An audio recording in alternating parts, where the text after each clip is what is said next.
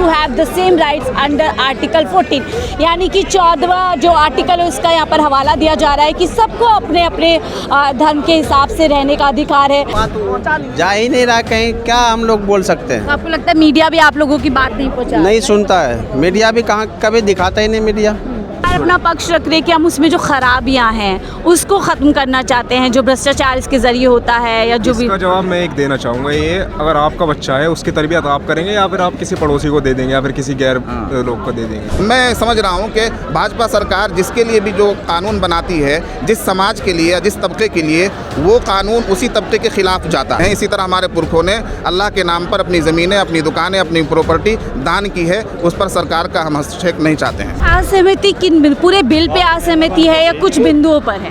पूरे बिल पर असहमति है। सरकार ही तो काम करती है। सरकार अगर हमारे हक में बेहतर काम करेगी तो हम उसकी तारीफ करेंगे और अगर वो गलत काम करेगी तो हम विरोध करेंगे। भारतीय मुसलमानों को दोयम दर्जे का नागरिक जो है इन्होंने बनाकर रख दिया है। लगातार प्रताड़ित किया जा रहा है, बुलडोजर के माध्यम से हमारी मस्जिदों को, मदरसों को शहीद किया जा रहा है।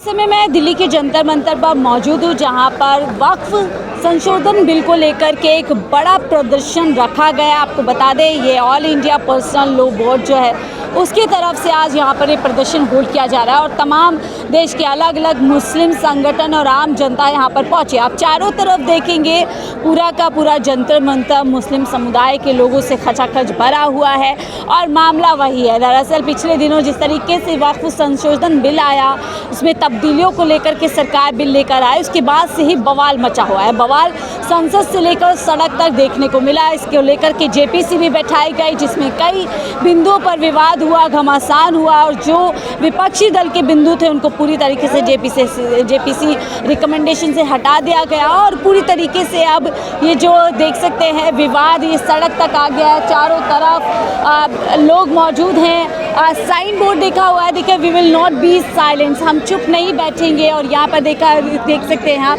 यानी कुछ ना कुछ प्ले कार्ड्स के ज़रिए से कहने की कोशिश की जा रही है we too have the same rights under article 14, यानी कि 14वां जो आर्टिकल है उसका यहाँ पर हवाला दिया जा रहा है कि सबको अपने अपने धर्म के हिसाब से रहने का अधिकार है। और अलग अलग जैसे कि मैंने बताया कि यहाँ पर मुस्लिम समुदाय के लोग बैठे हैं, कई इसमें बिंदु है जिसको लेकर के विवाद है। एक बिंदु है जिसके तहत नए बिल के तहत जो है जो हिंदू प्रतिनिधि उसको भी अधिकार होगा इस पूरे बोर्ड में बैठने का और साथ ही महिला रिप्रेजेंटेशन की भी बात की गई है। तो ऑल इंडिया पर्सनल बोर्ड है, मुस्लिम पर्सनल बोर्ड है, उसकी तरफ से पूरा मजमा लगाया गया है और इन्हीं लोगों से बात करेंगे क्या बिल को लेकर के क्या आपत्ति है, क्या इन लोगों को ऐतराज़ है और क्या पूरे बिल से इन लोगों को दिक्कत है या किन्हीं चिन्हित बिंदुओं पर इन लोगों की जो है मुश्किल है। देखिए all India personal board Bharat के मुसलमानों को आवाज़ देता है, इस तरीके से कह रहे हैं। सर आपका क्या नाम है?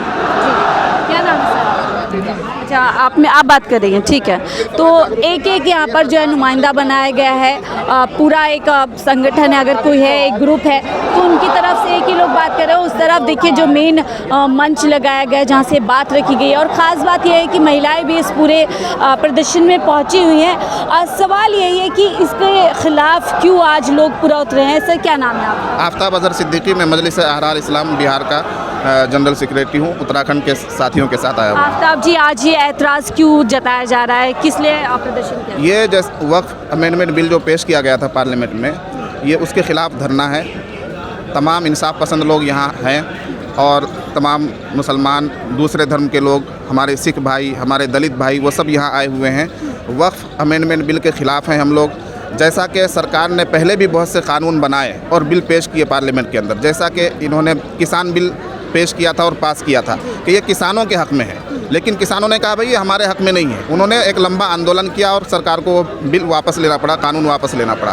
तो मैं समझ रहा हूँ कि भाजपा सरकार जिसके लिए भी जो कानून बनाती है, जिस समाज के लिए या जिस तबके के लिए, वो कानून उसी तबके के ख़िलाफ़ जाता है। इसी तरह का ये बिल है, वक्फ बिल। ये कह रहे हैं कि हम मुस्लिम समाज के उत्थान के लिए, मुसलमानों के लिए और वक्फ के तहफ़्फ़ुज़ के लिए ये कानून बना रहे हैं। ये बिल्कुल गलत बात है।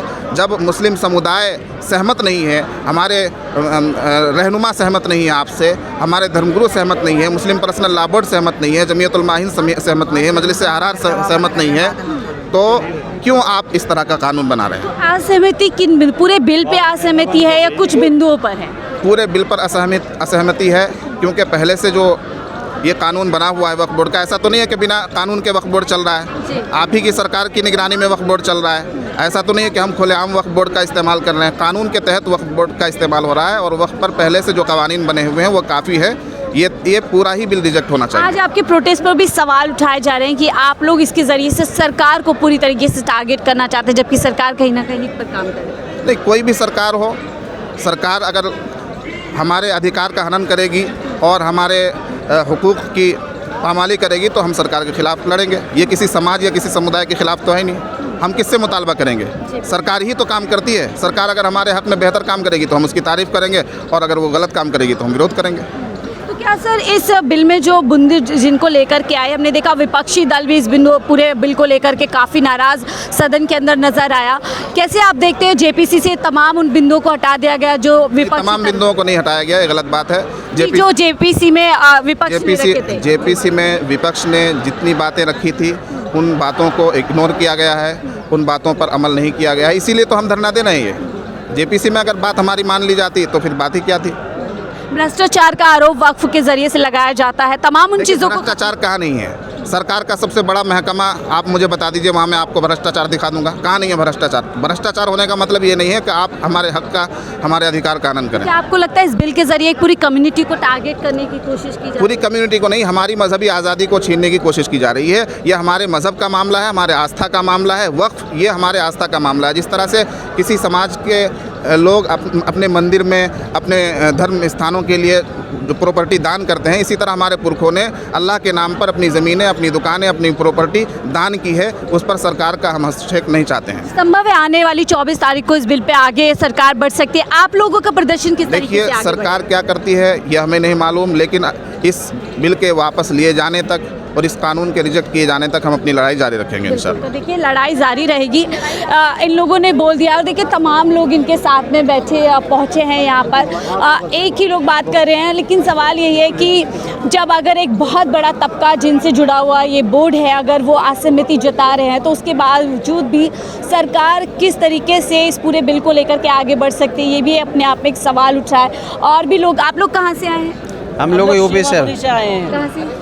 नई सीमापुरी से। नई सीमा, आप उत्तर प्रदेश से आए हैं। क्यों आज आप लोग इस बिल के खिलाफ यहाँ पहुँचे हैं? ये गलत है मैडम। कैसे गलत है, थोड़ा बताइए कौन से बिंदु पर आपत्ति? कब्रिस्तान हुआ, मदरसे हुए, इनके ऊपर हमारे आगे वाले मना करते हैं, इसलिए जो हम लोग नहीं बात कर सकते ना जी। आप लोग अपनी बात नहीं रख सकते? नहीं रख सकते हम लोग। आप लोगों को हमारे क्या बात आगे जब पहुँचाया नहीं जाता है ना, हम लोगों का बात जा ही नहीं रहा कहीं, क्या हम लोग बोल सकते हैं? आपको लगता है मीडिया भी आप लोगों की बात नहीं पहुंचा? नहीं सुनता है मीडिया भी, कहाँ कभी दिखाता ही नहीं मीडिया। तो क्या ये भी करें? कहीं ना कहीं आप लोगों के अंदर ठेस है कि जो आप लोगों को आपत्ति है। बिल्कुल बिल्कुल बिल्कुल। इन लोगों को ऐसे लगता है कि जो बातें इन लोगों के, इन समुदाय के, मुस्लिम समुदाय के एक प्लेटफॉर्म मिलना चाहिए, वो कहीं ना कहीं कमी इन लोगों को लग रही है। और इसी को लेकर के आज एक बड़े पैमाने पर लोग यहाँ इकट्ठे हो रहे हैं और अपनी बात को रख रहे हैं। आप कहाँ से आए सर? नहीं के दिल्ली, यहीं दिल्ली से। इनसे पूछो ही बाहर के। तो ये बहुत सारे लोग हैं जो बात नहीं करेंगे, पर हम कोशिश कर रहे हैं कि बात करने की कोशिश कर सके कि उनके क्या बिंदु हैं, वो क्या कुछ सोचे। सर आप कहाँ से आए हैं आज? तो देखिए ये पूरी तरीके से एक असहमति यहाँ पर नज़र आएगी। लोग बात नहीं करेंगे, हम कोशिश कर रहे हैं। पीछे पूरी तरीके से मंच लगा हुआ है और यही हम आप लोग कहाँ से? सहारनपुर से आए हैं। तो छोटी सी, हम कोई गलत बात नहीं कर रहे हैं। क्या आपको क्या लगता है क्यों इसका आज जो है विरोध करना ज़रूरी है? मैडम, जिसकी जिम्मेदारी हम खुद ले सकते हैं, जब अब हमारे अंदर सलाहियत है ना, तो हम दूसरे से क्यों दिलवाएं इसकी जिम्मेदारी। और सरकार को हमारी मदद करनी चाहिए, हमारा मुआविन बनना चाहिए इसके अंदर। अगर कोई इसके अंदर गड़बड़ी कर रहा है तो हमारा मुआविन बने सरकार, ना कि खुद अपने हाथ में ले। आपको लगता है बोर्ड को सही बेहतर में मुस्लिम समुदाय के लोग ही समझते हैं, किसी और को उसमें बिल्कुल, दखल हाँ नहीं देनी बिल्कुल, चाहिए? मुस्लिम समुदाय इसे अच्छी तरह समझ सकता है। आपको क्या लगता है इस बिल को कंट्रोल करके क्या एक कम्युनिटी को कंट्रोल करना चाहती है सरकार? नहीं, लग तो ऐसा ही रहा है, क्योंकि वक्फ अल्लाह की ज़मीन है जी। और अल्लाह की ज़मीन की ज़िम्मेदारी मुसलमानों की ज़िम्मेदारी है, जी। किसी और की ज़िम्मेदारी नहीं है ये। और जो लोग ये ज़मीन देकर गए हैं हमको, हम इसकी ज़िम्मेदारी ले रहे हैं खुद। वो हमें हमारे ऊपर सरकार अपना पक्ष रख रही है कि हम उसमें जो खराबियां हैं उसको ख़त्म करना चाहते हैं, जो भ्रष्टाचार इसके ज़रिए होता है या जो भी। इसका जवाब मैं एक देना चाहूँगा, ये अगर आपका बच्चा है उसकी तरबियत आप करेंगे या फिर आप किसी पड़ोसी को दे देंगे या फिर किसी गैर लोग को दे देंगे। बिल्कुल। तो इसका यही समझिए कि वो हमारा मसला है, हम अपने आप देख लेंगे, इसमें सरकार को इंटरवीन करने की कोई ज़रूरत नहीं है। आप चाहते हैं अगर कोई इम्प्रूवमेंट भी करना चाहती है गवर्नमेंट तो उन्हीं लोगों से करवाएं। नहीं, इम्प्रूवमेंट के सजेशंस दीजिए, हमें अपने हाथ में क्यों ले रहे हैं आप? हाँ, सजेशंस के लिए हम हमेशा तैयार हैं कि आप हमें बताएं कि क्या किस तरीके से क्या करना है, लेकिन आप अगर डायरेक्टली इंटरवीन करेंगे तो इसमें क्या है कि हमारे एसेट्स के मतलब उनके अंडर में, उनके कंट्रोल में आने का बहुत डर है, तो इस वजह से। बिल्कुल। तो देखिए, वक्फ से छेड़छाड़ संविधान से, क्या आपको लगता है अगर वक्फ को छेड़ा जाएगा तो संविधान के खिलाफ ये बात हो जाएगी? जो आर्टिकल सीधे आर्टिकल 21 का वायलेंस हो रहा है और ये हमारा अधिकार है, हमारा संवैधानिक अधिकार है। वक्फ की संपत्ति है, किसी की संपत्ति नहीं है। ये हमारे बाप दादाओं ने मस्जिद के लिए, मदरसे के लिए, यतीम खानों के लिए संपत्ति वक्फ की है। उस पर सिर्फ मुसलमानों का हक है, उस पर कोई किसी का अधिकार नहीं है। वो अल्लाह के लिए दान कर दिए, तो उसमें कोई अन्य व्यक्ति या अन्य धर्म के लोग कैसे आ सकते हैं? जब आप किसी भी कितने बड़े बड़े हिंदू धर्म के मंदिर हैं, उनके ट्रस्ट में कोई मुस्लिम नहीं आ सकता, कोई अन्य धर्म के लोग नहीं आ सकते। फिर मुस्लिम धर्म के जो के लिए वक्फ बोर्ड बना हुआ है, उसमें अन्य धर्म के लोग किस प्रकार आ सकते हैं? ये कहाँ तक उचित है? आज की जो सरकार है, तानाशाही सरकार है और भारतीय मुसलमानों को दोयम दर्जे का नागरिक जो है इन्होंने बना कर रख दिया है। लगातार प्रताड़ित किया जा रहा है, बुलडोजर के माध्यम से हमारी मस्जिदों को, मदरसों को शहीद किया जा रहा है। और सुप्रीम कोर्ट की गाइडलाइंस के बावजूद सुप्रीम कोर्ट मना कर रहा है कि अभी हम मना कर रहे हैं, कहीं भी जो है बुलडोजर नहीं चलेगा। उसके बावजूद भी आप लगातार बहाना बना के बिना नोटिस दिए बुलडोजर चलाए जा रहे हैं। ये संविधान की हत्या की जा रही है सीधे और तानाशाही की जा रही है, लोकतंत्र को कुचला जा रहा है। बिल्कुल। क्या आपको लगता है इस बिल के जरिए से आर्थिक रूप से भी मुसलमानों को कमज़ोर करने की कोशिश है पूरी की पूरी एक कम्युनिटी? बिल्कुल। ये मैं ये कहता हूँ कि सिर्फ मुसलमानों की बात नहीं है, अन्य जो अल्पसंख्यक समुदाय हैं, आदिवासी हैं, दलित हैं, सबको जो है प्रताड़ित किया जा रहा है। ये तो एक शुरुआत है, सिर्फ मुस्लिमों को जो नाम लिया जा रहा है, लेकिन बैकडोर से आरक्षण विरोधी ये कार्य कर रहे हैं। लगातार जो है बैकलॉग से जो है नौकरियों को भरा जा रहा है। आज देश में बेरोजगारी का क्या आलम है, उन इशू पर आप ध्यान दीजिए। बेरोजगारी कहाँ पर है और शिक्षा का क्या हाल है, इन चीज़ों पर जो मेन इशूज हैं उनको छोड़कर जो है नए इशूज जो है भारत में उठाए जा रहे हैं और उनको लेकर जो है भड़काया जा रहा है। ये ऐसा पेश किया जा रहा है कि ये बिल जो है एक धर्म के खिलाफ है और एक धर्म के विपरीत है, लेकिन ऐसा नहीं है। हमारी लड़ाई सरकार से, हमारी लड़ाई किसी धर्म से नहीं है, हमारी लड़ाई सीधे सरकार से है। और हम इस बिल में कोई भी संशोधन इस बिल में कोई भी वो नहीं चाहते हैं, इस बदलाव नहीं चाहते, मतलब इस बिल को टोटली रिजेक्ट करते हैं। ये बिल्कुल संविधान की हत्या है। बहुत ही अच्छे से इन्होंने अपनी बातचीत रखी है कि किस तरीके से इनकी लड़ाई किसी कम्युनिटी के खिलाफ नहीं है, किसी धर्म के खिलाफ नहीं जा रहे। सिंपल सी एक बात है कि ये वक्फ जो बोर्ड है कहीं ना कहीं मुस्लिम समुदाय को डेडिकेटेड है, उनको समर्पित है। ऐसे में क्यों कोई और भी इसमें, चाहे फिर सरकार ही क्यों उसमें दखल जो की जा रही है, उसमें चेंजेस करने की बात की जा रही है, उसी को लेकर के पूरा यहाँ पर कह सकते हैं कि असहमति जताई जा रही है और इसीलिए पूरे तमाम लोग यहाँ पर इकट्ठे हुए हैं। सवाल यही है कि जब असहमति इतने बड़े पैमाने पर एक समाज कर रहा है, जिससे समाज जुड़ा हुआ है, पूरा वक्फ बोर्ड का मामला है, उनकी बातों को क्यों तरजीह नहीं दी जा रही, उनको क्यों नहीं सुना जा रहा है और क्यों सरकार मनमानी करने के लिए पूरी तरीके से तली हुई है कि किसी भी तरीके से इस वक्फ बोर्ड को लेकर के आने।